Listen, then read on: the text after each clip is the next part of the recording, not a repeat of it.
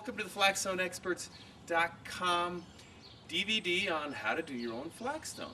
I'm here with my father, Hans Clausen. I want to give you a little history of my father because it's over 50 years. Dad, you started in the early 1950s with masonry. Exactly. I served my apprenticeship in Fargo, North Dakota for 4 years. Then worked mostly in masonry, block, tile, glass blocks, and what have you.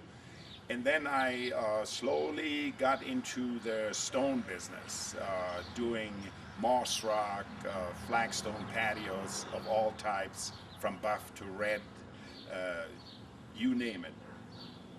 And now we've done probably, of these flagstone patios, hundreds, maybe even thousands of them, haven't we, over the years? yes, yes we have. Since the late 60s and stuff.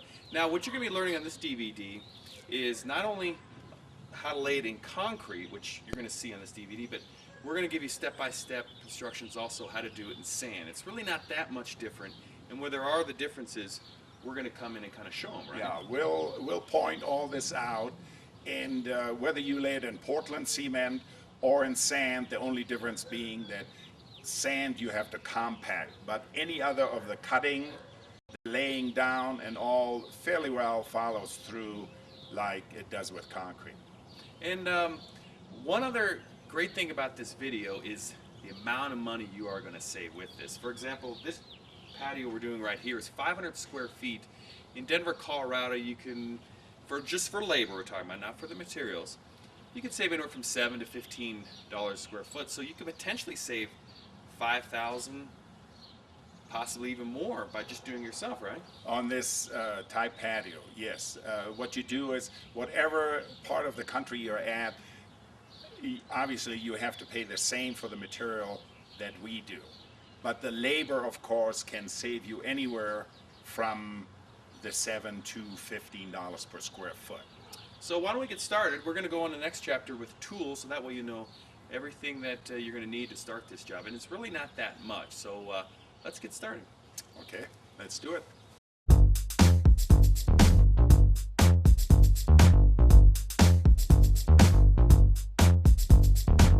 We are with the tools and supplies chapter.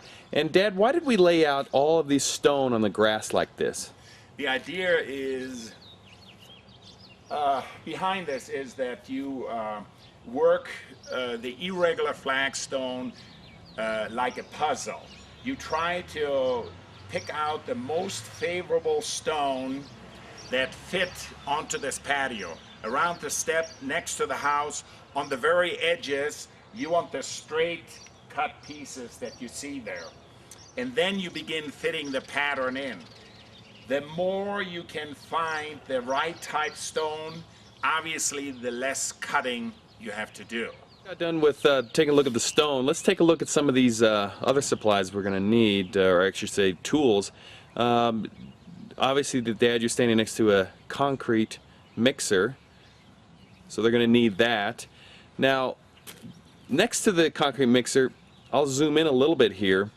We have type Portland 1 and 2 cement by C-Mix. You kind of have an opinion about using better quality Portland. Do you want to explain why?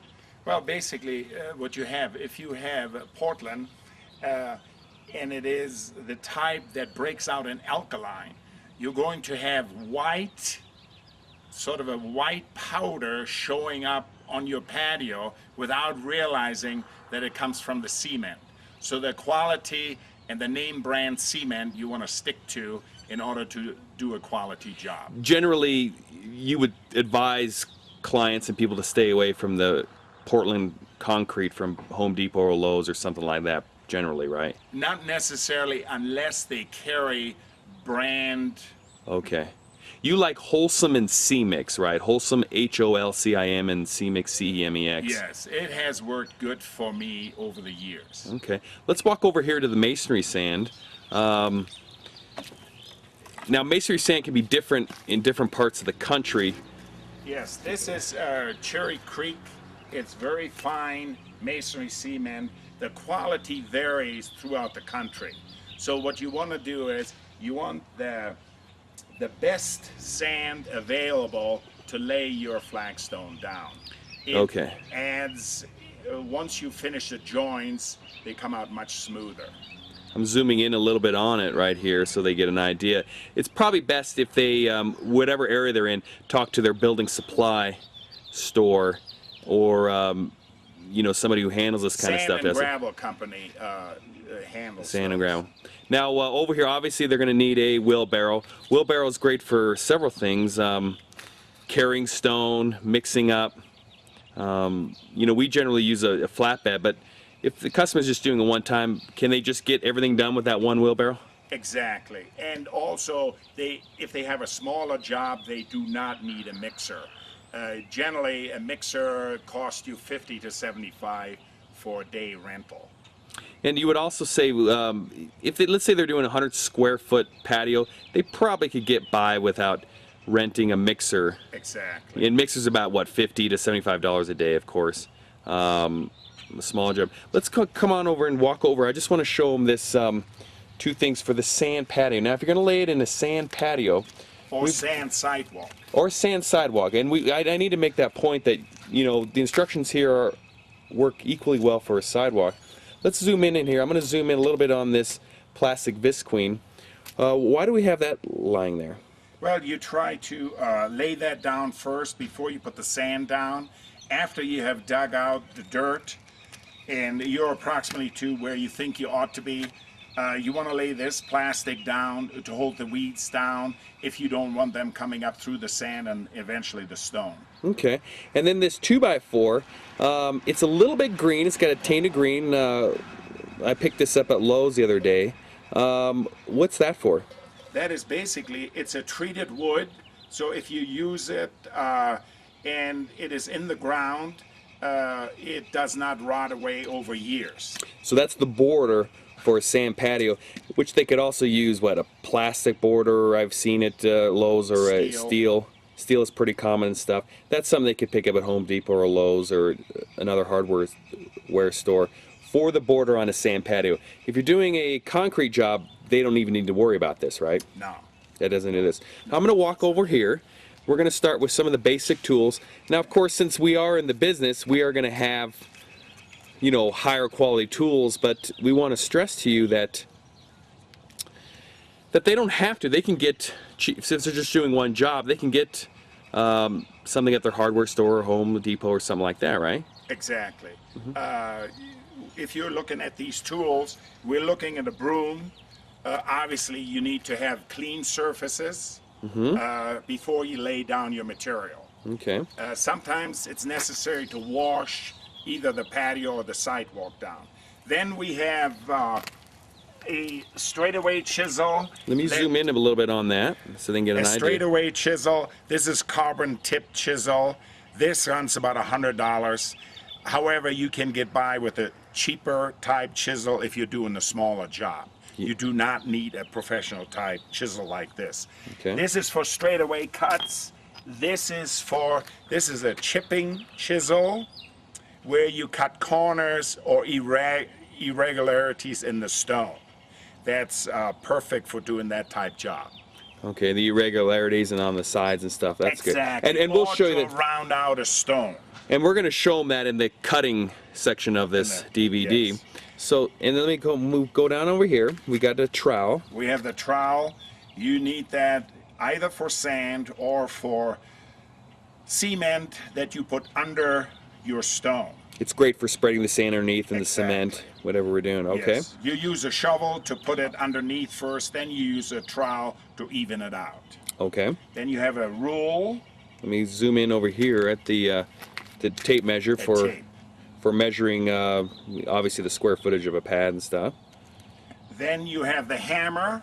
2-pound hammer. It's about a 1-pound hammer that you need for doing your chiseling. Okay. And then we also have this plastic mallet here. That is to be used when you lay the stone in cement. You want to use the mallet to tap it down to where the stone belongs. Okay. Let's go on over here to shovels. They can get by with just one shovel, right? Yes, they can. The long-handled one we use it to shovel the sand into the mixer. The short-handed shovel is to put the cement under the stone. Oh, and one other one I just kind of missed over. Are we advertising for orange juice here, this Tropicana bottle? What's No. that for? This is just to use every time we lay down a stone. We put a little bit of water down first on the concrete so it doesn't dry up too fast. It's advantageous to have water there first, and we use this particular bottle. That was one of the tips we picked up, I remember, about 15 years ago. Now we're going to go over to a hoe. You know, using the mixer, you can probably rent it for one day. A hoe was a great thing for mixing up concrete, right? Yes, exactly. And this is the type, and you can use, if you're doing it by hand, on a small job. Okay. You use this particular hoe. And then over here for our cutting tools, this is probably one of our most important. We couldn't do a big job without this great thing, the demo saw. Yes, the demo saw is used for doing most of the cutting besides the chisels. This particular saw is the steel 510, TS 510. It has done a great job over the years. More than likely you will be able to rent those at your local rental shop. This has a diamond blade on it, which is very good for doing the cutting on the flagstone. You also have ears here to cover because the noise that this saw puts forth is above normal, and you may want to get these. Plus, there is a mask. It's going to be quite dusty, and you want this not to suck it all into your lungs. We do create a lot of dust, don't we? Yes, we do. And then a pencil for marking, obviously. Okay.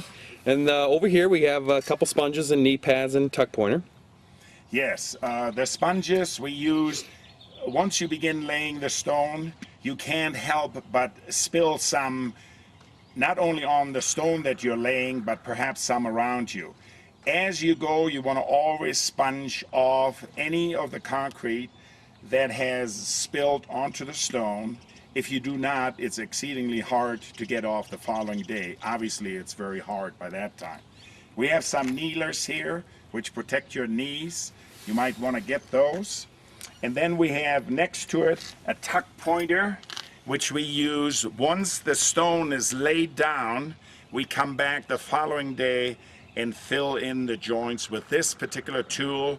You can also use a grout back if you feel more comfortable with that. Okay.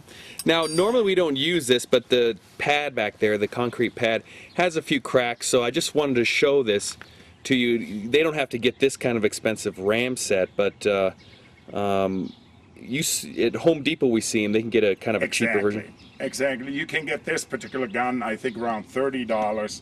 And then you pick out the shells and the nails that you need for your particular concrete pad.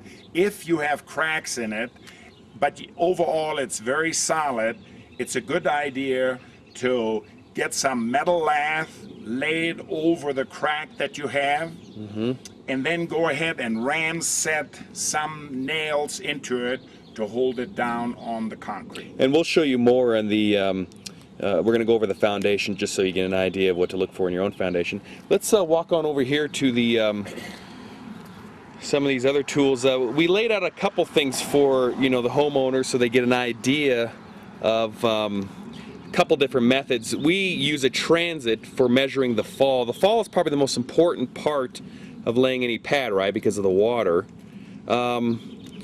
Let's start with the 2x4. Why did you lay a 2x4 there? The 2x4, if you have a smaller job and you don't have the transit, you can get the same job done by using a 2x4 that spans across your sidewalk or across your patio, and using a common 4-foot level. You lay it on top of the 2x4 and you can figure out your fall with the 2x4. Not having the transit, this will also do the job. It might take a little longer, but you can do the job with the 2x4 and the 4-foot level. Great. And then we do have a 2-foot level there, but they can just get by with a 4-foot level, right? Yes, they can. They do not need, the 4-foot level is actually ideal for the work they need to do. And then we have a line there. The line you will later on use, and we'll show you the 4 points on the patio where the line becomes fairly critical in laying down your flagstone in cement. Great. And coming on over to, I'm going to zoom in. I want people to see when we clean, after we have a job done. This is for concrete. If you have sand, you don't even have to worry about this part. We use, and there's other brands, but we happen to use 600 detergent by Proseco. We're not 100% always clean, so why do we have that? Well, basically, after you do the sponging, once we do the filling, you do the sponging, and usually you leave a light gray film behind. This 600 detergent removes that light gray film. You use it at about 20 to 1. 20 parts water, 1 part of the 600. Then obviously, not to stick your hand into this acid-based cleaner, you have the brush and the handle that you see there, and any tough parts, the steel brush will take care of. And then one last thing to complete the job and to make it right, we have a little paint roller, and I'm going to zoom in here, siloxane, also by Proseco. We've just had good experiences with, but you know, there might be other brands out there. What's that for? Well, basically, that is your sealer. This I found out to be probably the best sealer for the work we do. It lets moisture breathe out and doesn't let water in. And if you use some other sealers that has urethane in it, you might trap moisture between the sealer and the flagstone, and it turns into a gray film, and you want to stay away from that. So it's best to just stay with this siloxane. Stay with this. We have used it over the years and has given us excellent results. All right, we're going to go on to the next chapter, and we're just going to take a quick look at the foundation and how to measure for the full.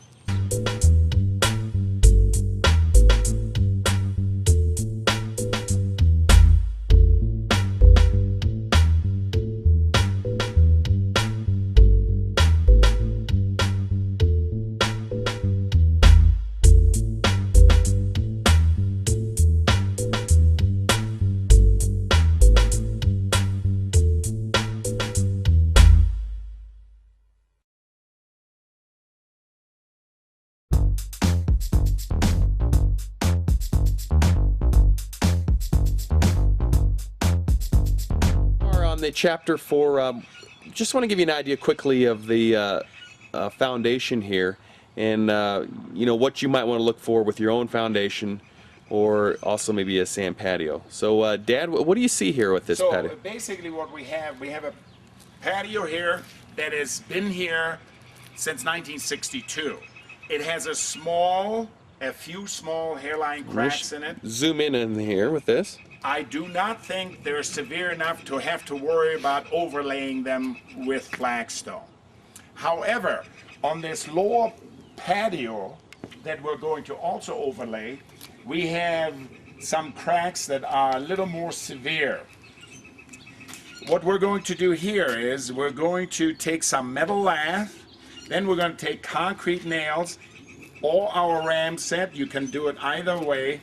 We overlay these cracks, fasten down this metal lath.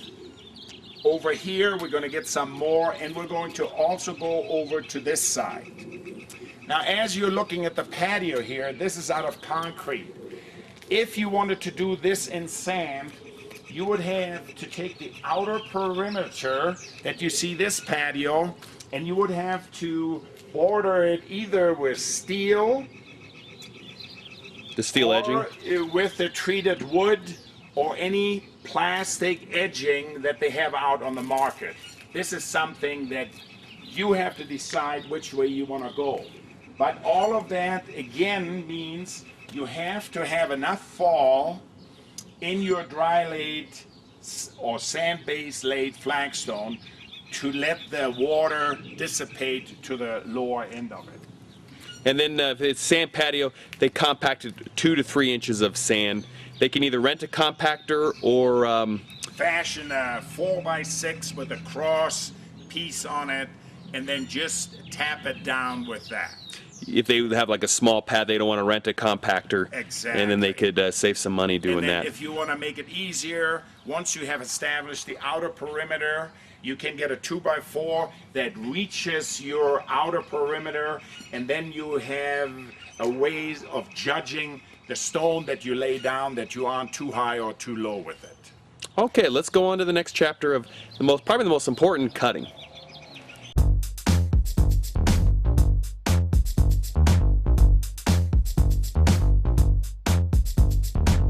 Cutting flagstone, we're going to start with our first stone.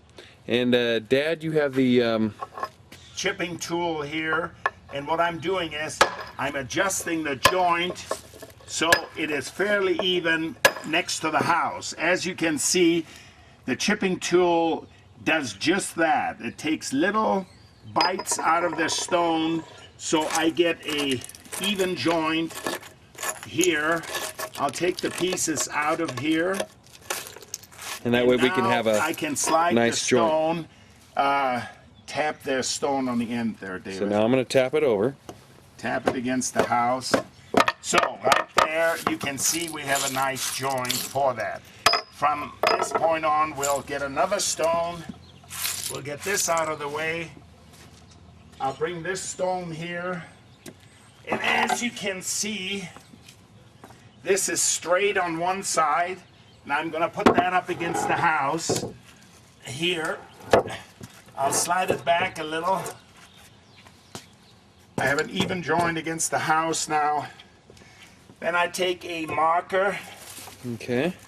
And mark it along here so it fits next to the stone. And at the same time, when I make my cut, I'll take this unevenness out of the stone so the following stone will fit in here smoothly. Now, speaking of this joint going up against the house, sometimes you advise clients to, and that's the only joint you do that with, is to have caulking back there sometimes. Have an expansion joint there. Because sometimes the patio will like to expand away from the house. Just wanted to throw that little quick note in.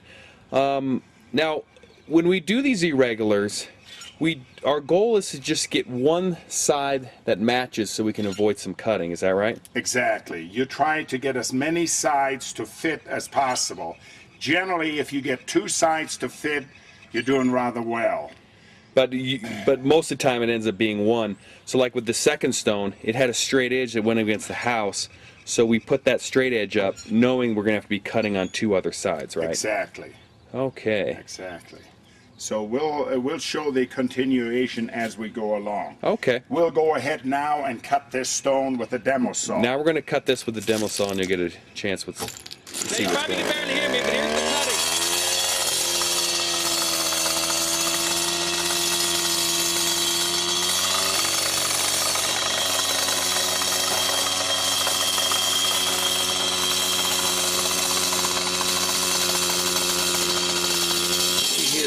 We have two sides cut. I'm going to zoom in a little bit on so that you can see it.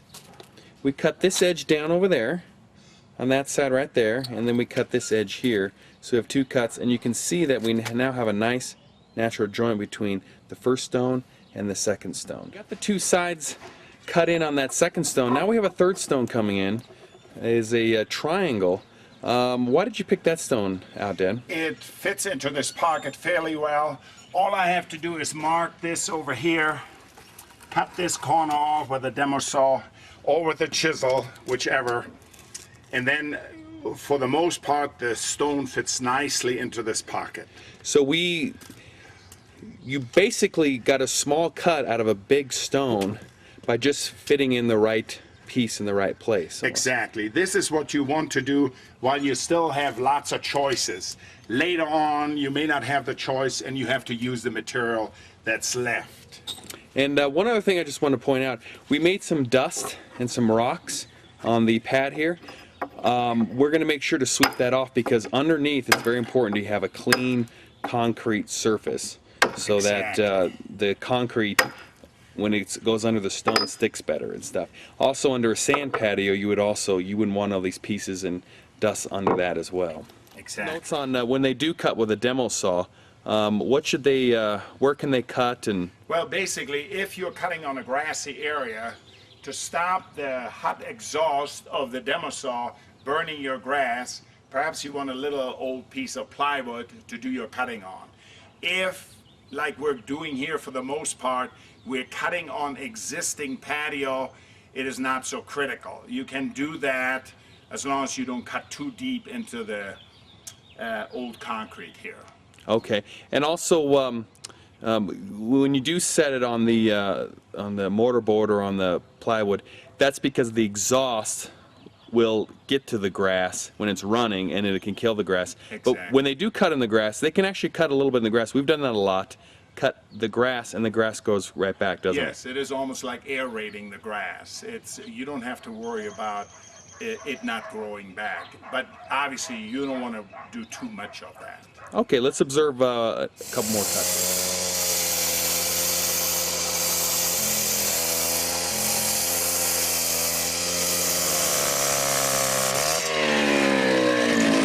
They don't always have to cut completely through. They can cut, what, about 3/4 through? Either half or 3/4, and then tap it with a hammer, and that works just fine. And that way they can avoid some time on cutting with that. Exactly. And what you want to do, the pieces that you cut off, the triangular shapes or whatever shape they are, save them to the very last, because there will be some areas where you can still use those triangular cuts. Here we have our fourth piece. You're kind of kicking around a little bit. What do you like about this one? I'm trying to follow these two sides, and it looks like, other than taking a chisel and cutting a little bit off here, all I have to do is cut the outer edge, and then the stone fits very nicely into this particular area. Now, at one point when you cut the outer edge, it's okay for us to cut it there because it won't show, right? Normally you want to leave natural edges. Even after I cut it with a saw, I will put, with a chipping chisel, I will put a natural edge on there. Oh, okay, so when we cut that outside piece, see, he'll use the... I'll cut it about a 1/2 inch bigger. As you can see, I'll take this out of the way. I will cut roughly along there, so it meets up with this stone.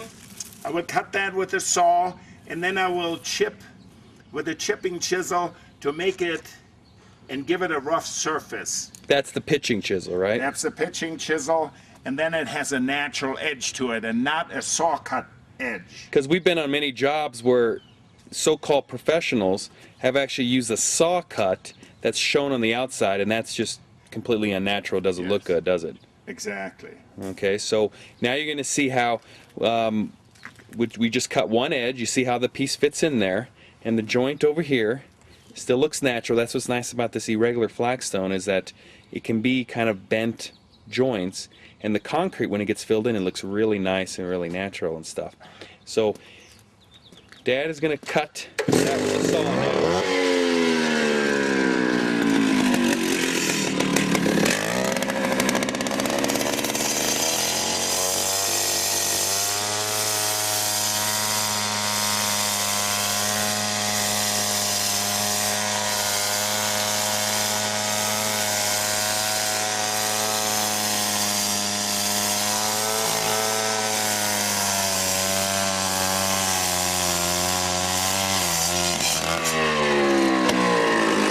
Moved it around so it's easier to chip with, and also to see. He's going to take the pitching chisel or the chipping chisel, and he's going to come by and he'll just chip it out just lightly along. Now, how are you tapping that? What would you recommend? I tap it very lightly. Okay. And I hit it first from one side, then I will take the stone, turn it over, and hit it from the other side. Because if you get too much of a bite, you have a tendency to undercut the stone. Okay. Now, how do you angle that chisel? Let's take a look to see how you angle the chisel. I'll hold it fairly straight with a slight angle toward me. Okay. If you take it and you turn it too far the other way, you will undercut this whole edge and take out a big chunk on the bottom. So by doing it the way you're doing it now, you can avoid taking out too much. Exactly, and still get the job done. As you can see, the natural edge is now appearing with chiseling this. You can see we're The taking... only thing you have to watch is your ends, because sometimes the stone will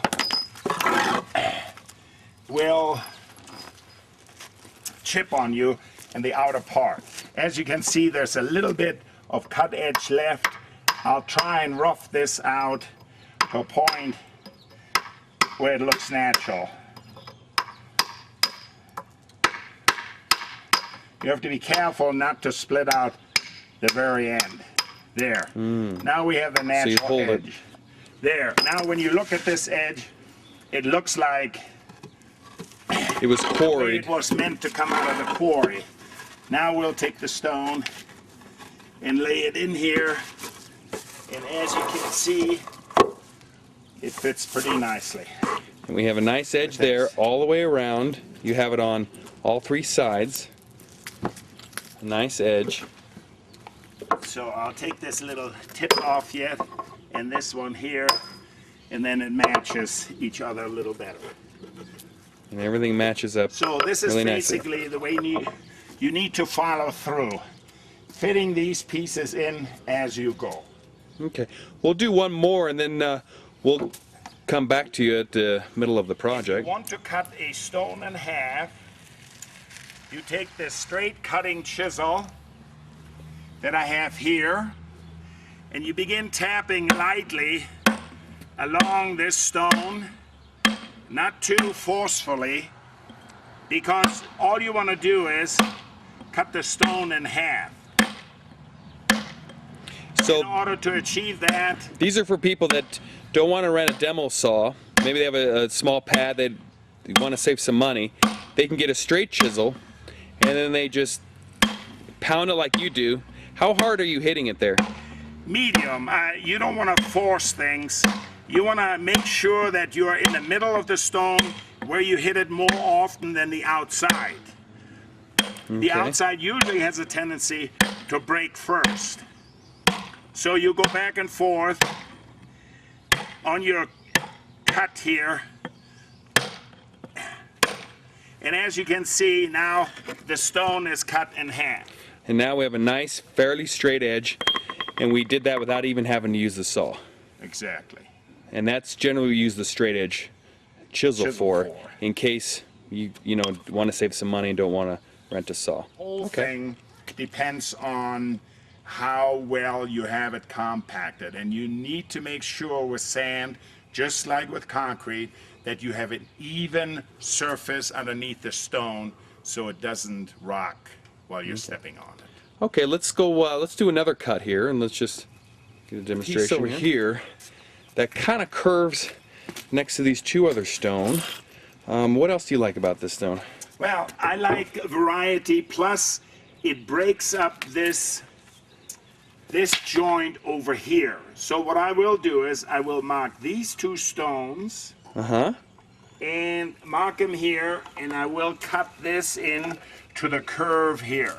For the most part, triangular and curved stones always look nice on a patio. So you're doing that more for aesthetics rather than practicality. So it looks interesting. And you don't want a continuous running joint for more than 2 or 3 stones.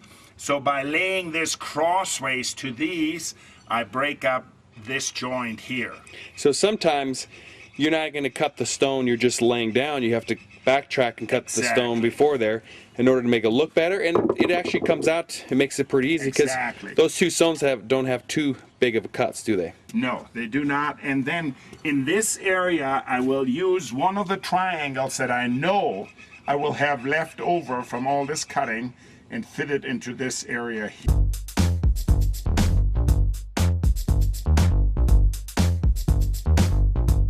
About half this patio done, and taking a look at all these cuts that we've just done with the demo saw and everything else, why don't you kind of explain a little bit of your rationale of how you like to cut in, what you like to do for joints and things like that. Okay, basically what you're trying to do is not to have a continuous run in your irregular flagstone as far as the joints are concerned.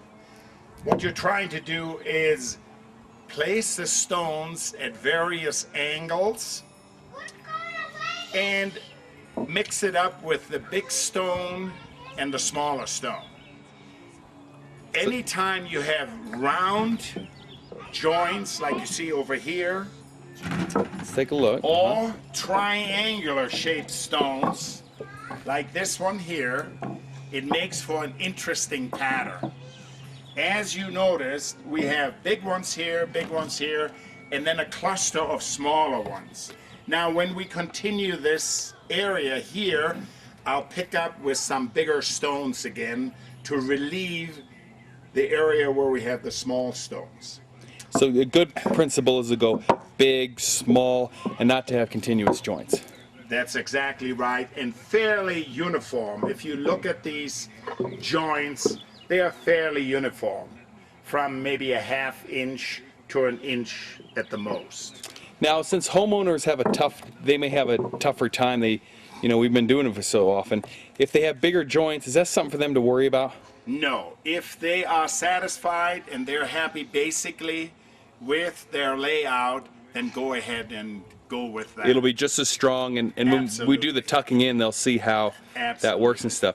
Now, we've accumulated a lot of dust. Is that something that they should be worried about? That's something we'll do this afternoon and evening. We'll take a hose and we'll wash this all off and clean off the light coating of dust. And then by doing that, then under the stone, when we go lay the cement, it'll be pretty clean underneath. Yes, and then also we'll again use water when we put this, when we lay the stone down. We'll put water under each stone to make sure it's relatively clean, and then put the cement in. And that they'll see next week. Exactly. Good. Now, well, one other thing I wanted to show them, to give the home viewer an option, you're laying here some strip stone in case they have to do a little strip stone in themselves. Well, basically what I'm trying to do here is to cover the cement edge that we have, because we're stepping down to this lower patio. I want to cover the cement, and I decided to do it with stripped stones. You can also do it by standing up a stone, cutting it the height of the concrete, and then just sticking it up against the edge of this concrete here. But I think this treatment here with the strip stone looks a little more attractive. What you do here is you lay it in medium thick cement, and then you take the joint to set off the stone a little nicer.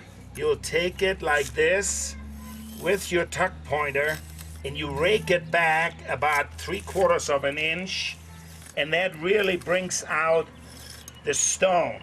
Make it so much nicer than if you just leave it flush. And if they want to do like a little planter and stuff, it's the same concept, right? Exactly. You need the stripped stones here, and then you decide on the size of the planter that you would like, and you can use the same treatment here.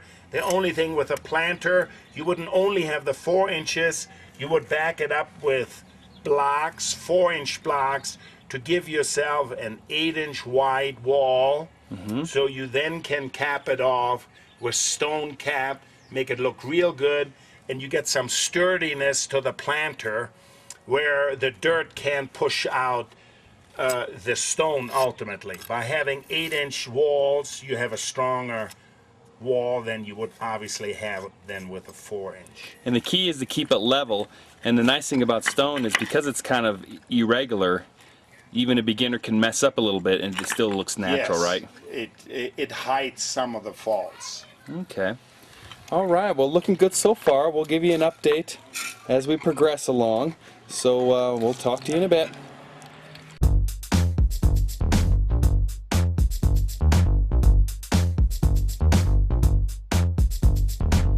To show the viewer, because we do get a lot of these, is how to cut a curved in the stone. Let me zoom in a little bit on this stone, and you can see that there's a curve going there. So what you're going to do first, you're going to cut it first with the saw, right? And then if I need any adjustments by making the joint more even, I'll go ahead and use a chisel. And now all you need to do is cut about halfway in, and the chisel will chop the rest off. Or the hammer, I can snap it off. Or with the hammer you can snap it off. So it isn't necessary to have to cut all the way through, like any of the cuts, as we said earlier. But, you know, especially with curves, you really sometimes can only get halfway through, and then you can knock it off with a hammer. Exactly. Right? So we're going to watch that now. So go on ahead and make that Let me curve start cut. the saw.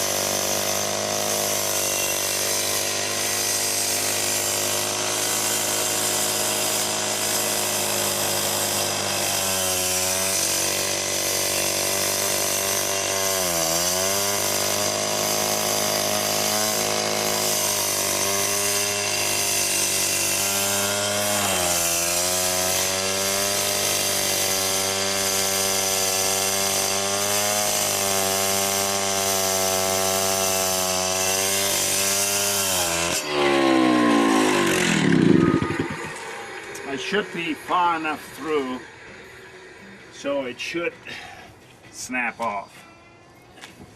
And sometimes you cut a little bit more on the ends, and then it kind of comes off easier. The ends do not break off. So you see how that pops off? And then let me zoom in real quickly, and then the homeowner can see we got a nice curve that fits right in. Right. It gives a very nice, unique touch to a flagstone pattern. In this broken out area, we will put a little triangular stone there that you see over here and here. We'll put it in there. Like triangles there and there. And that way we don't have as much concrete exposed. Exactly, and it also dresses it out nicer. Makes it look a lot nicer. All right, well, thanks for the curve cut, and we'll move on to the next.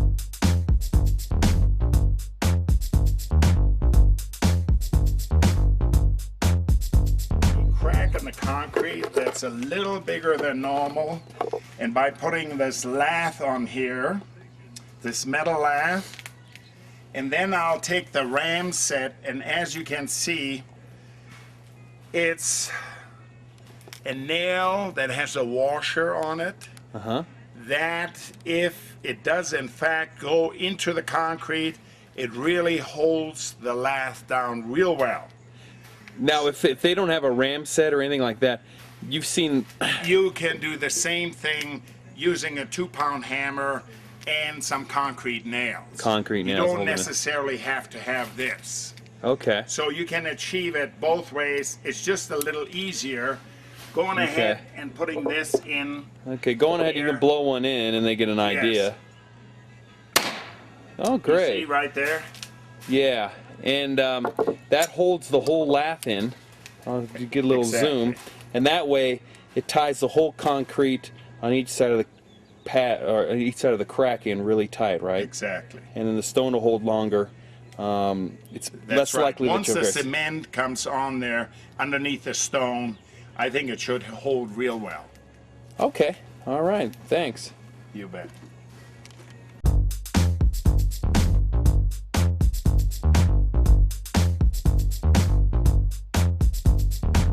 The whole pad dry laid in. Let me show the home viewer what it looks like a little bit so they can kind of see that. Obviously if they look, you can see that the joints are dry. Now that it's all dry laid in, well, what is our next step? Our next step after this would be to get all our fall from the house correctly to the outside. In order to do that, we need several points, which we'll show the viewer. We need several points to get it all accurate. Basically what we're doing is we're going to hit that corner over there, this one down here. Viewing on that. In the dry laid stuff, they can make mistakes. The stone don't always have to be perfectly put together, but the fall is by far the most important part of the whole job, right? Exactly.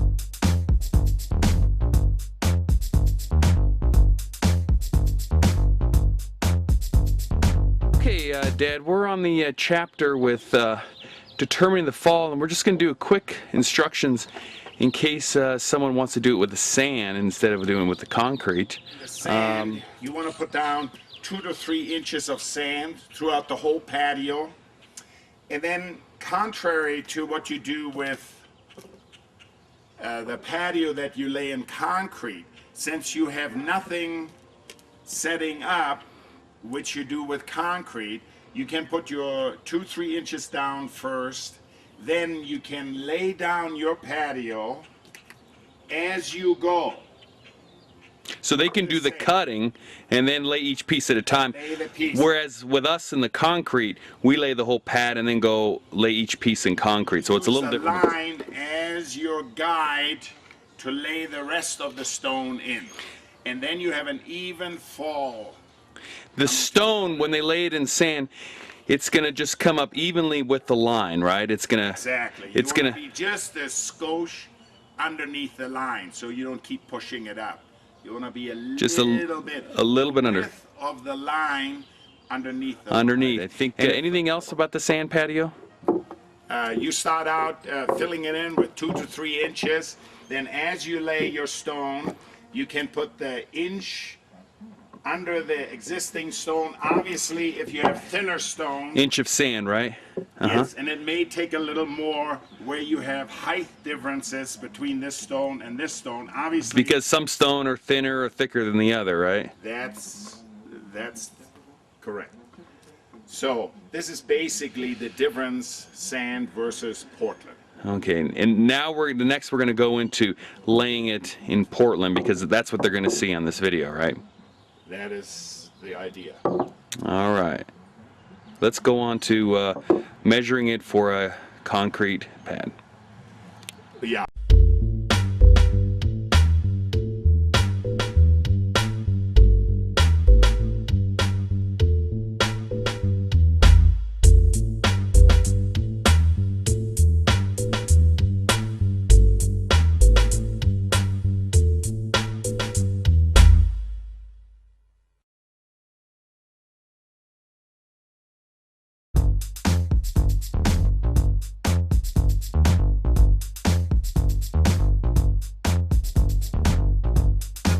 A gentleman standing next to you. Who is that, real quickly?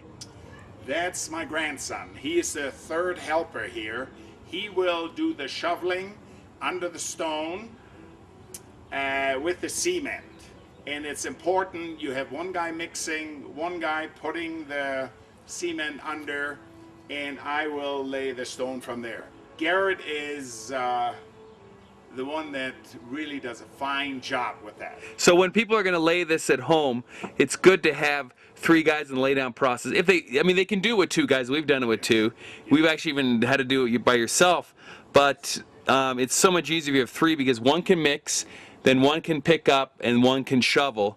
And also the sponging is also important to keep the the little more that spills off the stone, right? Yeah, and we'll show the process. We'll show you a part of when we lay down what's necessary to do it correctly.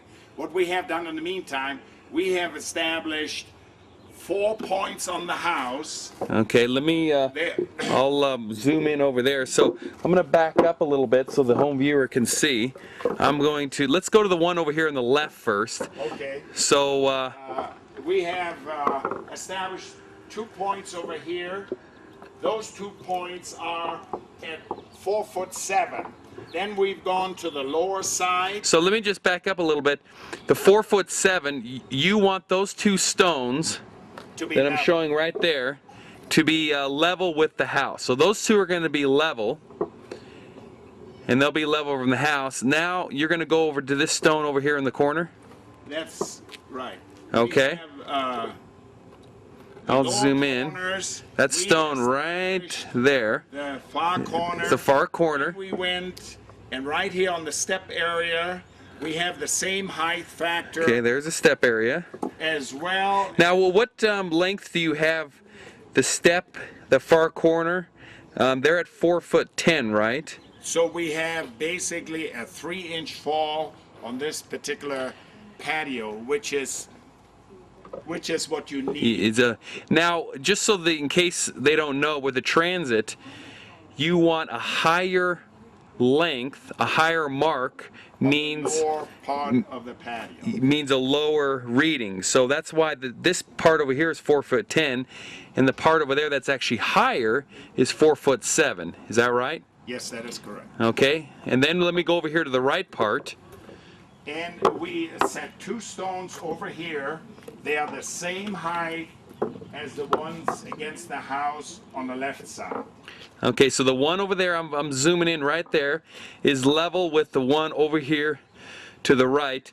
They're all laid in cement already. We put cement under it just to make sure they're level in cement. Is that right? That is right. Okay, then now this corner over here is 4'10". Is that right?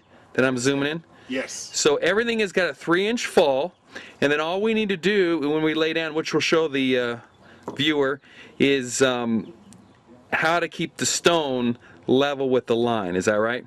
That is it. Okay, and then I know this is kind of a complex pad we're doing, and a lot of you at home don't have as complex pad, so we're going to re-show you on this lower pad that's just a square, and we're going to do that with a 2x4 and level, so they know how to do it, real simply and stuff. So we're going to go on. The next part of this is going to go on to laying it down.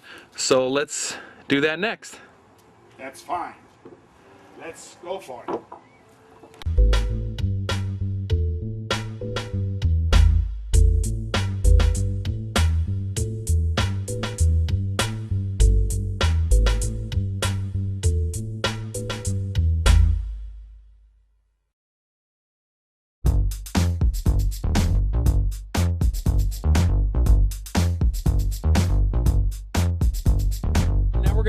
It's time to do the mixing, so we get the concrete underneath the stone. What consistency of masonry sand to Portland type 1-2 cement do you like? Well, basically what I try to do is we'll put 1 full bag into the mixer, and then we'll add 20 shovels of sand. I already have 1 bucket full of water in there. So that's a 5-gallon. Let me zoom in on that. 5 gallons. Use a 5-gallon water, roughly. And then you want to add to it as needed. And then we'll show you when we dump this mixer into the wheelbarrow to kind of show you the consistency of the cement that we like to put under the stone. Now we're using a mixer because we have a 500 square foot pad. If someone has, let's say, a 100 square foot pad, they can probably avoid renting a mixer by doing with a hoe, which we'll show them tomorrow. Is that right? Yes, we will. Okay, so if you want, go on ahead and start up the mixer, and then so they get an idea. Usually it goes pretty quick. You can rent these for about 75 bucks a day, or you check your local rental office. Okay, so that started up. And you'll put the bag in, about 1 bag of Portland type 1-2 cement. We got that in with a 5-gallon bucket of water. You want to make sure you have that 5-gallon bucket of water in first, so you don't lock up or jam up the mixer. It goes in pretty well like that, and then he'll shovel it in. He'll shovel in about 20 shovels, and it's simple as that. The mixer does everything else for you. So we'll come back to you when it's done, and we'll show you the consistency. Hopefully you can hear me right now. There's how it's mixing. That's about the consistency we want inside the mixer.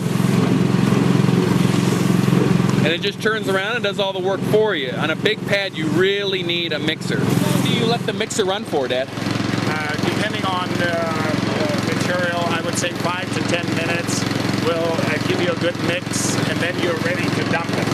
So you just pull it out like this, dump it into the wheelbarrow, and it comes out pretty smoothly. Pretty fairly easy.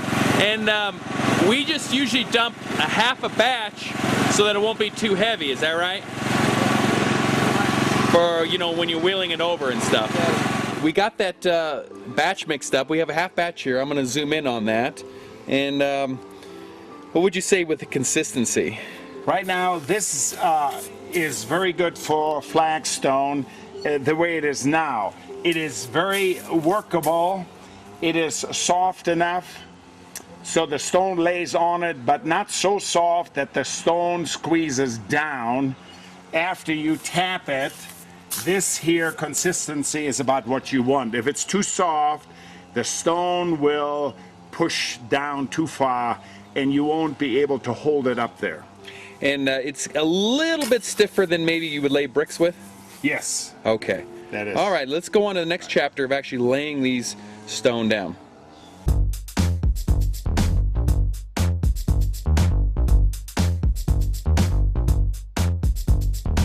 Okay, Dad, now we're going to lay down some cement under the stone. You were holding the stone up there, you just peel that off to the side. Now the first thing that, I mean, we discovered this about 15 years ago. A really great trick that a lot of masons don't use is you actually pour water down, right? Yes, I do. Okay. The reason being that, especially in the summertime, you don't want the existing concrete sucking out the moisture out of the cement right away. It has a tendency to shrink. By doing it this way, you get a much better bond between your cement and the existing cement.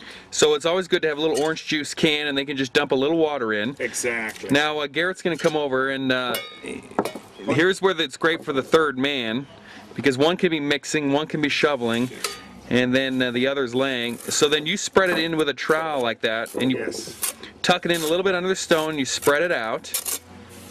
Now, depending on your measurements with the transit, that determines how much mortar you're going to put under there. Is that right?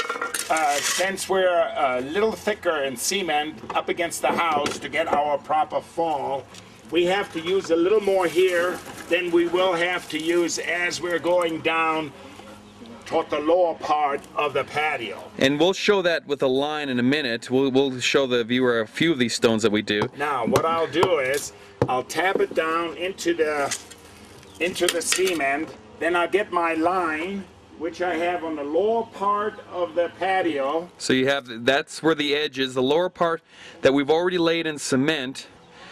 And you always keep the line tied with rock, so then it's easy for you to just gauge it yourself, right? And you come around, you see the line there. I'll view in a little bit here. See the line, how it goes level across the stone back there, and then the line comes across. And now you're looking for the line to be... As you're coming down with your line, as you're coming down... Okay, let me, I'll get your hand there. Okay, so the line comes down. Coming down with the line, you want to make sure that the line touches even on the stone. Then you know you have the proper fall to the lower part of the patio. So that line comes down just even. You want to do it one more time so they can see it? Yes. Coming down just like this. Let me touches even. Okay, I'm going to zoom out. So you've just come down just even, so the line will touch on the stone on each point. And then you know that you're having the proper fall. Now, not only do you do that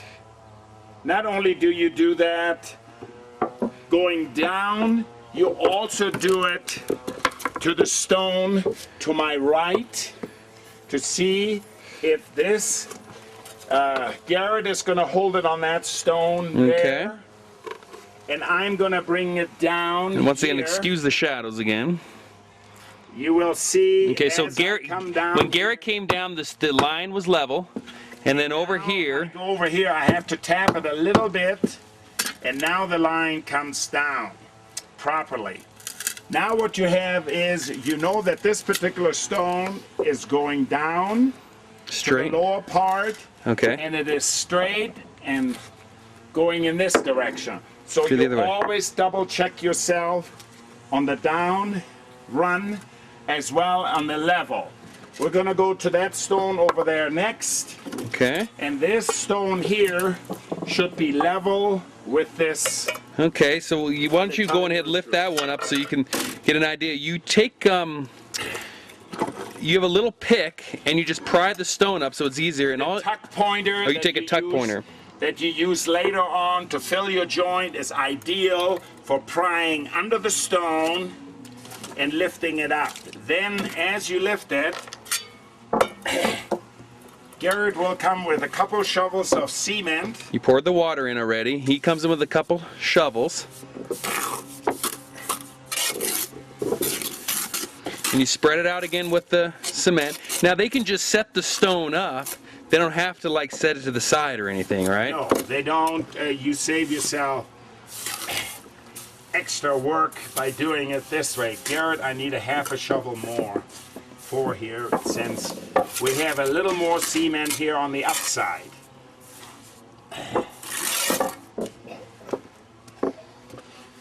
Now, what I'll do is I'll lay it down on the cement, making sure we're slightly above this one.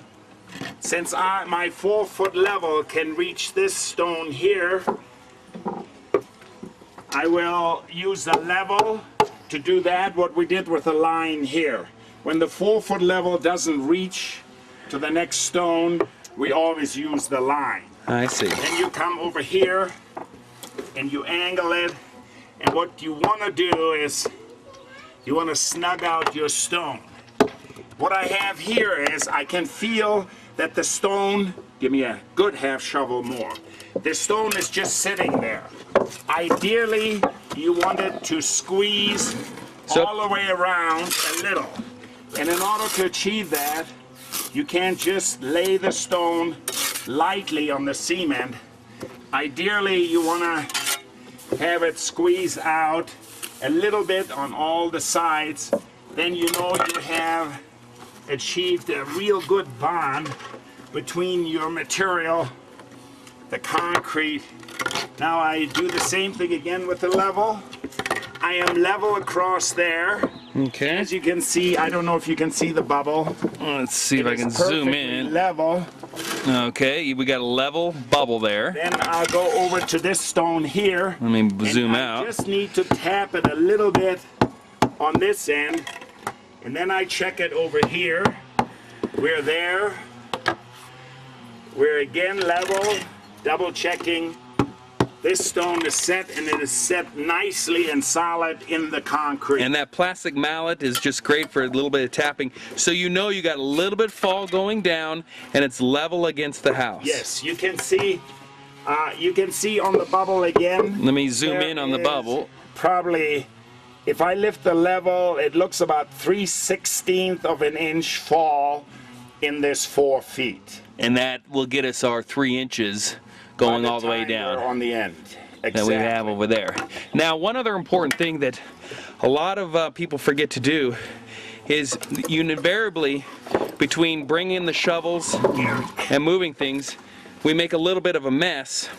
What do we always have with us, close to us, when we're laying these stones down? Basically, what we're doing is we're having a sponge and water. As you can see, there was a little bit. Do you want to just show them how you sponge that off? So we got a little bit here, and you always get some. I'll zoom in. You can see that little gray. And if you don't get it off now, it's so much harder a couple days later with a steel brush. So we just lightly, very lightly, and to do it lightly, we just put a lot more water on it, don't we? Yes. And there you can see cement is gone, and we're ready to lay the next stone.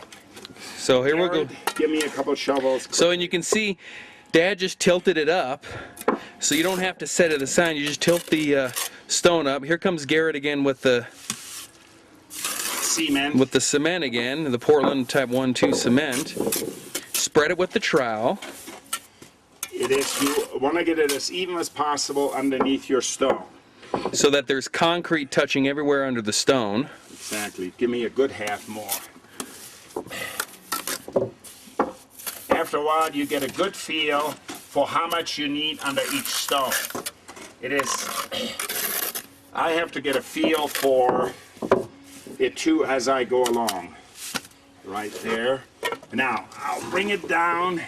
Okay. And again, we're sitting all above the surrounding stones, then you know you can wiggle it down a little. And you want it a little bit above, so then you know, like you said, you can wiggle it down, you can pound it, and that really sets it into the Portland. Now I'll take the Plastic mount. the level, go and bring it even. So right there is where we're touching just right, all the way around. So this is. So if I zoom in on the bubble there, where you have it, and let you see where it's going downhill. It's going down just a tad, which it'll do, and it's a tad on each stone, which eventually gives us our 3 inches.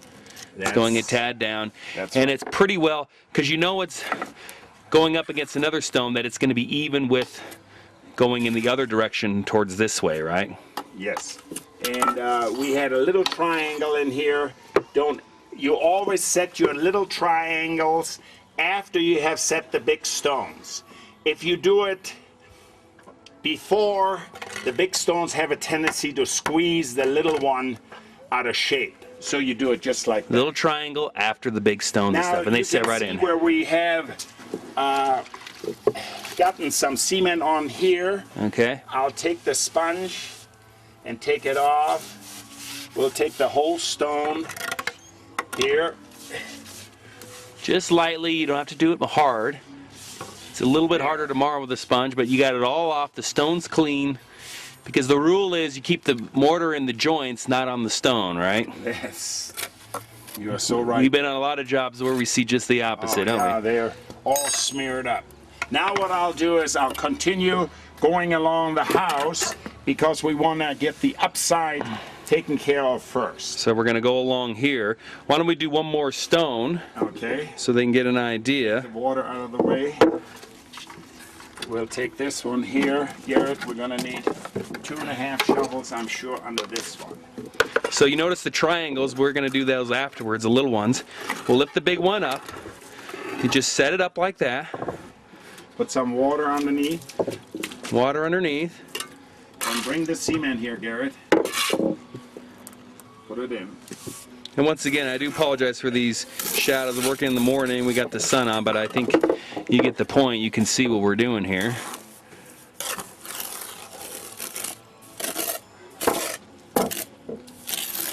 Garrett, give me another shovel besides that one.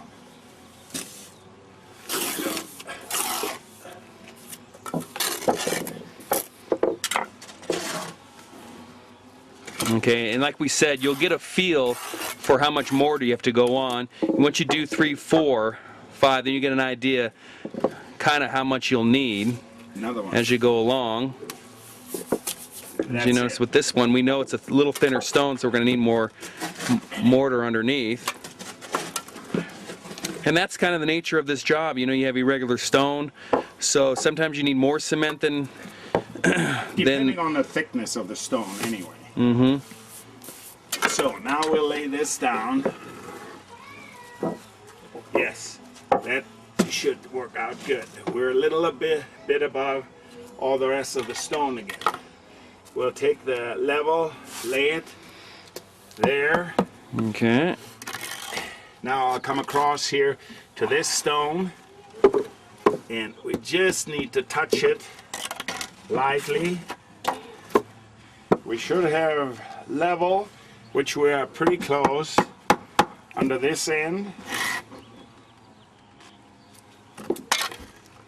All of this seems to work out just fine. So you get, once again, you got it to, let's show them where the level is level up against the house. I'll zoom in on the bubble so they can see that there it is. It's perfectly level there, but then going down, going the other way, over this way, we're going to have just a slight.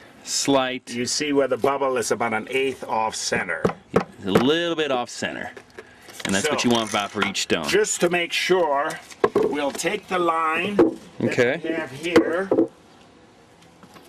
and bring it over here. It's tied on over there with some stone on the end. I'll zoom in on that so they can see it once again. The line's coming down. That is mainly for convenience, so you can also have somebody hold the line for you back there, but I find it more convenient by just putting the stone there. Okay. And I always have it ready. And again, as you notice, as we're coming down, we're coming down evenly. It touches this point and this point here. There might be just a little smidgen here. There, I think we're just fine. Oh, just fine.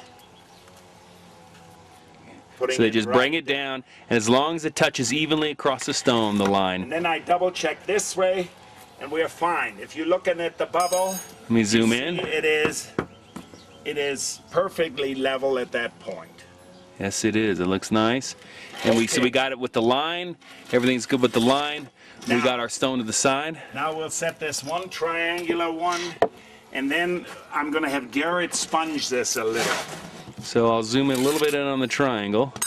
Garrett.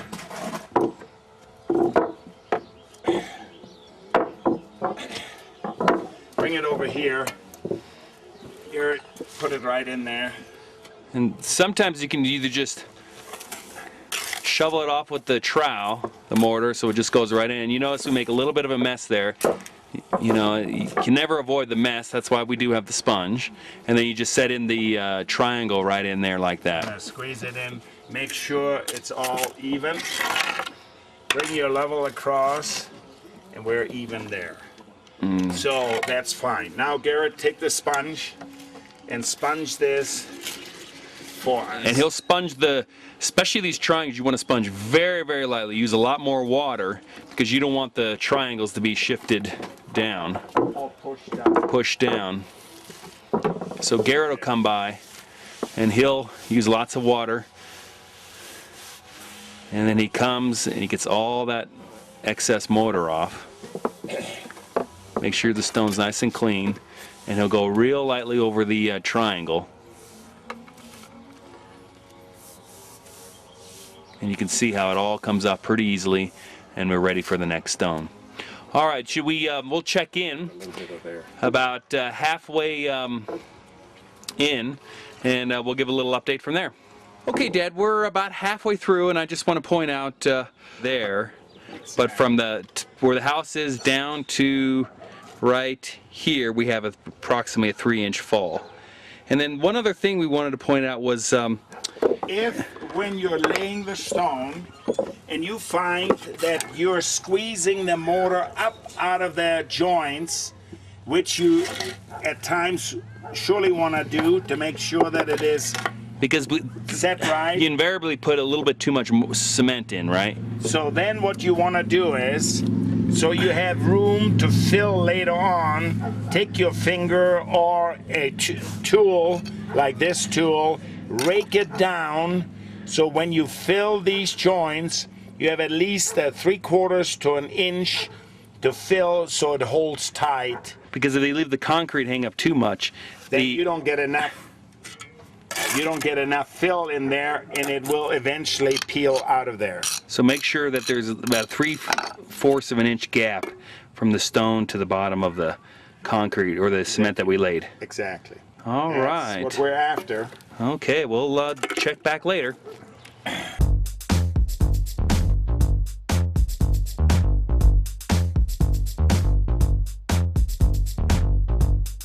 The upper pad done, I'll just kind of scan over that real quickly. A lot more complex of a pad to kind of, or a patio to, you know, put in and lay out and figure out the measurements and the fall and stuff. But we have this lower pad, I'll kind of scan over this here. It's a simple rectangle over here. Now let's explain, since this is basically a simplistic version of what the viewer is going to do with their patio, and we're just going to do it with the 2x4 so they can know how to do it with 2x4. First off, you have what, the 4 points? Basically what you do here is you try to spot your 4 points. So I'll zoom in. Okay, so that one's on the corner. That stone, okay. This one, then the lower one. Then this one. We've already laid it in cement already. That's the one we lay with about, on this small patio, we'll have about an inch fall from this stone here to there. From that and stone that to can that be stone, taken inch. care of with a 4-foot level. Okay. Then we went over to the opposite side. We did the same thing there. With that We stone? spotted that That's one at the there. end. And then again used the level like there's the this. end We one. brought the level over here, put it down here, Okay, I'll. and we show approximately 1 inch fall. Okay, so they look at the level, they can tell that it's going down. Downhill and Downhill. away from the step. And away from the step, which is right over there. Okay. Okay. And then we went across here and we made sure that this was level. And we can see that the bubble is right in the middle. So from this side over here, it's level to that side. However, from this point down to this point, we have an inch fall. And going over here, from that stone to that point, we have an inch fall. So basically on a little one like this, you do not need a transit. You can do it all with the 2x4. With the 2x4. Good example of, if they have a smaller patio, everything can be done with a 2x4 as long as they just have it level on the top and the fall. The fall is by far the most important part of the whole project, right? To get it away from your step. And now we're going to proceed in laying it down, and then we'll show you the finished product. All right, well, we'll get on with that.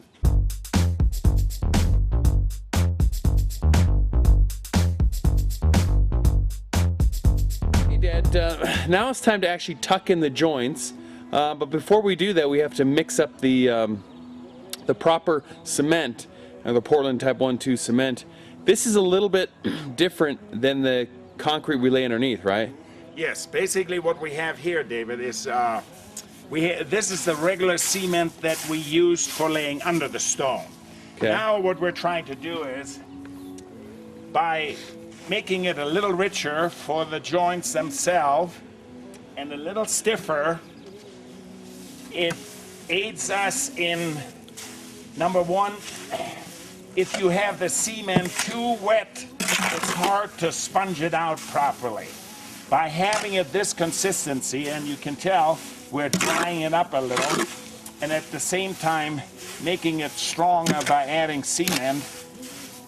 By using this type, about 2-to-1, you can't make it too rich because then the cement dries up too fast and you'll get hairline cracks in it. Okay. So this consistency is just perfect for filling the joints. So about 1 shovel of Portland Type 1-2 cement to about 2 shovels of masonry sand. That's right. And by using this, and then we'll show you on the joints how we tuck them in. You can either tuck them in like we do or use a grout bag. But I feel more comfortable using the tuck pointer because you can force the cement into the joints and make it stay in there much better. And one nice thing with the hoe, if they have a smaller patio or a little sidewalk or something, instead of renting a mixer, they can just mix it up with the hoe like we do there. We've done that with many jobs. We don't even bring out the mixer, right? No, that is right. So let's go over there and start filling some of these joints and then showing the folks how we proceed with that. Okay.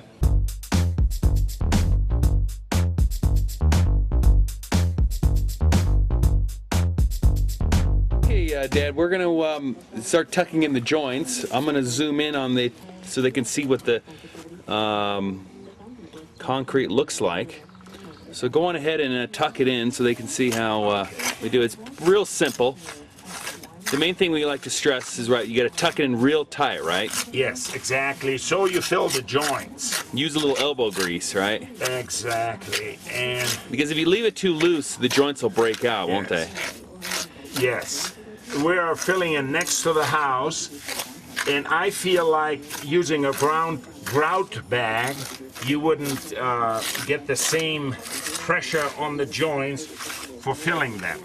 However, that's up to you. A lot of guys use grout bags, they like it, and I guess they do an adequate job. We've been just used to it with the tucking. If you do go with the tucking, one other thing we like to stress is we do have a nice cool day out today, but on a hot, dry summer day, the cement will dry up real quickly. They have to sweep that off, don't they? Yes. As we go along, as you can see, after I tuck it in, I take my trowel and I cut a smooth joint along the house like this. And then I take the trowel and I drag the cement with me, so then I can see what I have filled properly and what I haven't. Then I'll take the trowel and I kind of go along like this and do the last even filling with the trowel. See that motor you're moving along, it'll dry up real quickly in the summertime. And it's tempting, we've done that before, where you kind of tuck the dry stuff in, but it can break out joints, can't it? Yes, you want to always have moist cement going into your joints. So it's be pretty moist. Now we are making a mess, but we're going to come back and sponge it later, right? Yes.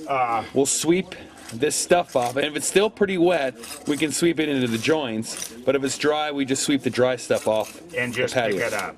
And then throw that away and stuff, and then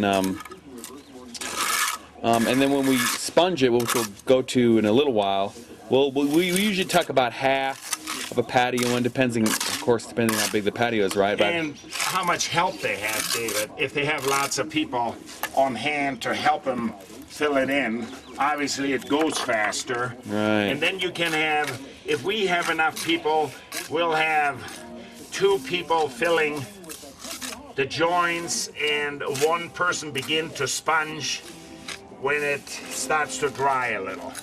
But this, it can be a 2 or 3 man job, or we've had to do it. You've had to do it alone a lot of times too, yes, right? I have done that. Of course, then you have to break off and start sponging. You can't let it dry too far. Then it's gone, and you have a tough time smoothing it up. I'm just going to zoom in on this joint. It's over here real quickly, just so they get an idea. That's basically what we want. It's tucked in pretty tight. And one other thing I'd like you to show them is just how to do an end, because the ends can be a little bit different. What I do is I usually put my hand there, and then make sure that by holding my hand there, I can press down on the mortar and end up having a nice smooth area right there. The hand is always the best when you do the ends like that. You just hold it in, and it's wet enough to where we can, to where it'll stick by itself. And then when you come back to sponge it, it usually is pretty dry enough to where you can just sponge it together and it holds real well. Once in a while you end up pushing it down, then obviously you have to do it over. Okay. And then we just throw clumps of mortar around here and there, and then we just drag it with us. Yes, that's what you use your trowel for. Okay. Now one other thing is, we're not caulking the joint to the house because it's an older foundation. Settlement's already been there. If they have a newer house, sometimes you recommend caulking just that one joint from the house to the patio? You can put some expansion joint in there if you want to, and then caulk it. I don't like caulking as well. I know that sometimes if you just use cement, you get a hairline crack next to the house, but I'm willing to put up with that rather than have caulking. However, because we haven't found caulking that looks that good, have we? We've never found it. And a caulk joint hardly ever looks that well. And but sometimes it's necessary that you do. With new construction, you should have an expansion joint next to the house. All right, okay, we'll come back when we do some sponging. We got some of it tucked in. Now you're going to sweep a little bit, huh? Yes, we're going to sweep this off lightly so you don't destroy the joints or dig into them with your broom. Kind of sweep it lightly. Then we get this stuff here is too dry to put back into the joints, so we will pick it up. We will pick it up and get rid of it. because this will not bind together if we put it back into the joints. They will eventually peel out of there. So I'm just going to clean this corner here so people can get a good idea what it looks like. Okay, and then I'm going to go start sponging. Now so after we have this cleaned off, we'll get the bucket with a sponge and start in. Now this is what kind of, we see a lot of jobs where this isn't done, they don't sponge, but what's nice about the sponge, it gives it a nice polished look, doesn't it? Yes, it does. And what you want to do is, when you're sponging, go across the joints. Don't go a lot with the joints. You do a lot better job by going across like this. As you can see, it does polish the joint. You want to get the whole stone. Make sure that you remove all of the concrete that is there. Now, you can also go at an angle across like this, but you can see where it polishes the joints nicely. Comes out much better.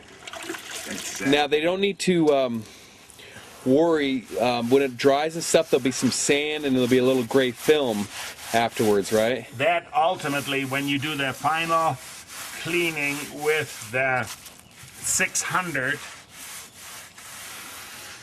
you get off all this stuff. Then you take a hose, and after you put that 600 on, that cleans the light gray film that is left behind. You get rid of that, plus the little sand that you wash out of the joints. And what's important is that they make sure that the joint is pretty well, just a little bit depressed from the stone, right? Yes, that doesn't hurt at all. Just a little bit depressed, and it comes out pretty even across.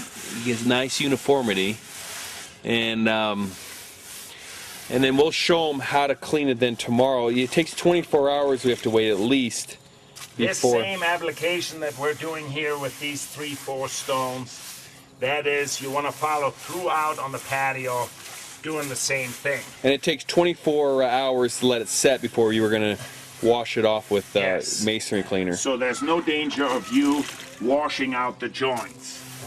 Now one other thing, we do have a kind of a cloudy day here. How long would you suggest the joints have to be sponged and dried in order so that the rain won't damage the joints? Well, I think you want to make sure that you don't have rain on these for about 8 to 10 hours. If you should find that there is rain coming, take some visqueen or some tarps and cover up your work so it doesn't leave or stain the joints. Right. If we or wash them out. After we sponge all this, if we see that the rain may be coming, we'll check the forecast a little bit. Then we'll just throw a tarp over the whole pad, and then it'll protect the joints. Yes.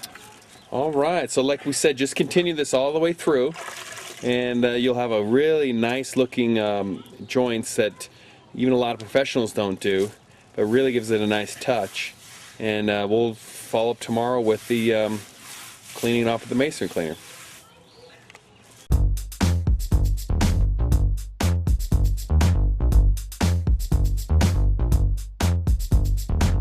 We are at the one of the final stages of the project. Now we have a little bit of the white stuff behind you. I'll zoom in on and you can talk to it. Right. Basically what it is, it's the slight residue, the gray residue left over from our sponging. And it is a little bit of cement residue.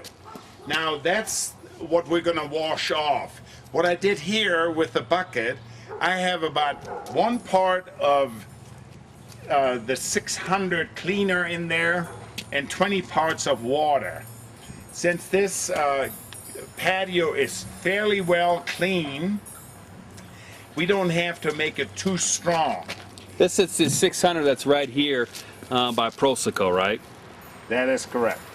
And Sure clean. by using that, there's less chance of it burning your cement joints or the flagstone itself.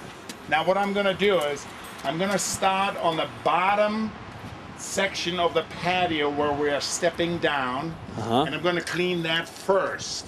The reason being is if we start at the top of the patio and you start washing it off, you dilute the cleaning on the bottom and you very seldom get it the way you want it. So what you want to do is you want to work from the bottom up. Okay. So when we have this clean here, then we'll take about a third of the upper patio and wash it down with the acid, and then take the hose and water and rinse it off. You do not want to let it stand on here too long. Okay. Because it could burn your joints. So you have to use a little common sense with this cleaning. So what I'm going to do is I'm going to start on the bottom, take the bucket there, and you notice I have that brush and long handle on here, and I'll just go ahead and apply this cleaner. And tomorrow they'll see how clean it really gets Yes. it. That white stuff looks kind of scary at first, but this Sure Clean, the Mason Sink, looks Yes. everything off. As you can see, it already is beginning to take most of it with it. Now this little bottom patio is ideal to show people how to... And how much longer do you wait before we'd rinse it off with water? Basically, I kind of take a section at a time. This is about as big of a section as you see on the lower part that I like to do without not rinsing it. Once I have this Really brush right, then you're going to come by and rinse that. Exactly. So, here we have it. You can see how it interacts with the light coating of white right here.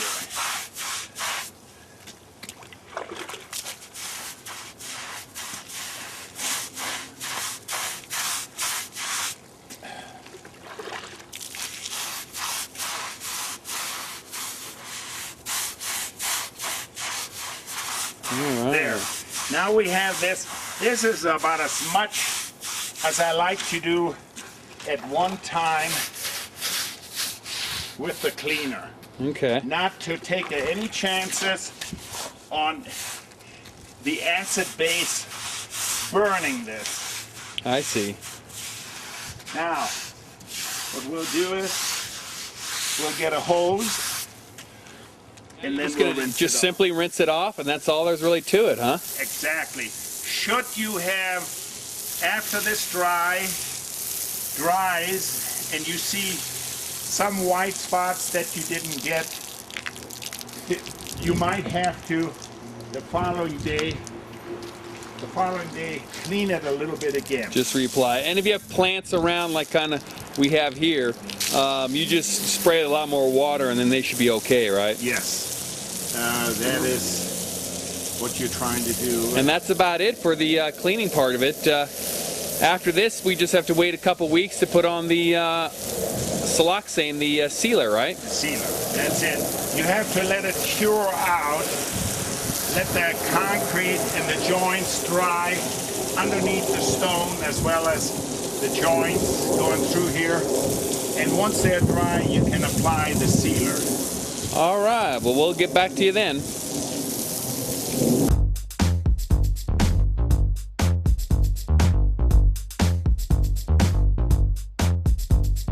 Now clean from the acid and stuff.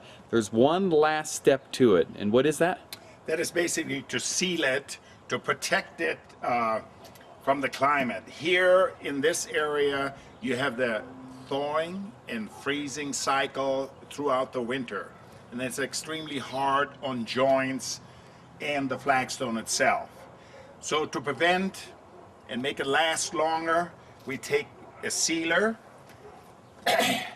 this siloxane, pour it in a pan, and it's extremely simple. Pouring it in there. Then we take just a paint roller, do like this, and then you spread it liberally onto your stone and material. As you can see, it shows kind of milky and white, but you don't have to worry about that. It will dry absolutely neutral. And how long does it need to dry for if there's a rain or something? Well, you don't want to do it before rain. You want to make sure you have 1 day of drying. Okay. They suggest, I think, on here 72 hours after you put it on to have it dry. Put it liberally where the joints are, because you definitely want to protect the joints. I see. And then next to the house. And that helps. That helps prevent moisture, especially in the winter, to get into the joints and then expand and freeze and then pop the joints. All right. So as you can see, we took a smaller section here, but we're having... And they just do that over the whole pad and everything is good, right? Exactly. You usually, with 1 gallon, you can, for the most part, go about 200 square feet. Okay. So this patio being about 500 square feet, you would need about 2.5 to 3 gallons.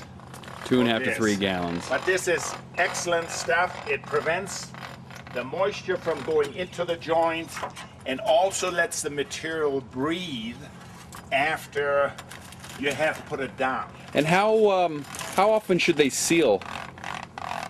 The best way to test that is every year take a cup full of water, put it anywhere along here, and if it still bubbles up, you know that the sealer is still working good.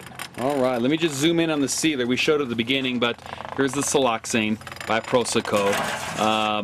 You may want to check with your local building supply store to find out. Maybe there's a more appropriate one for the stone you are. But this is the one we use and we've had great success with.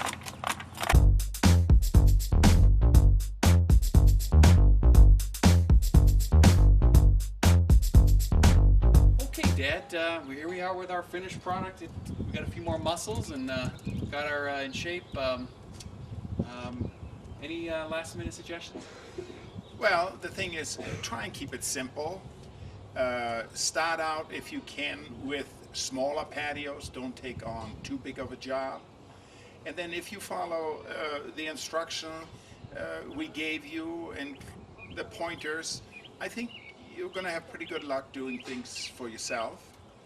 Well, we thank you for being here, and this video doesn't end yet. If you go to our website, theflagstoneexperts.com, you'll see it pull up here in a minute. You can sign up for the Flagstone Times. In that, you will get personal tips from professionals, from architects, designers, artists, in order to keep your flagstone looking great, beautiful, and allow you to enjoy it. So thanks again for being here. Thank you. We appreciate you watching this.